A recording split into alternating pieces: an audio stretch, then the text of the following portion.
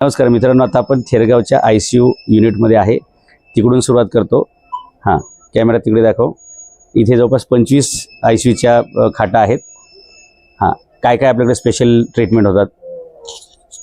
तिथे सर आपल्याकडे मेडिसिनचे जे काही पेशंट असतील, इमर्जन्सी कार्डियकचे जे काही पेशंट असतील, त्याच्यानंतर डायबिटीस किट ॲसिडिटीसचे पेशंट आहेत.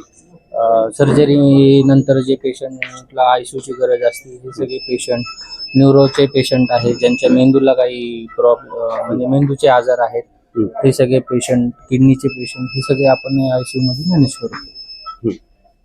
मित्रांनो, ही महानगरपालिकेची रुग्णालय ही तुमच्या जनतेच्या मालकीची असतात.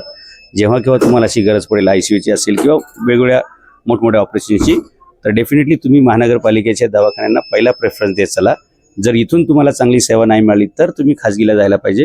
परंतु जे तुमच्या हक्काचं, कष्टाचं आणि निशुल्क आहे तिथे तुम्ही पहिले यंत्रणा लावली पाहिजे. बऱ्याचदा असं वाटतं की आपल्या जवळचं रुग्णालय किंवा महागडं रुग्णालय हे चांगलं उपचार देतं. असं नसतंय. बऱ्याचदा साधी वाटणारी रुग्णालयसुद्धा खूप चांगली सेवा देतात. आणि महानगरपालिकेच्या इथे 25 बेडची सुविधा आहे. थेरगाव रुग्णालय थेरगावमध्ये आहे महापालिकेचं या ठिकाणी.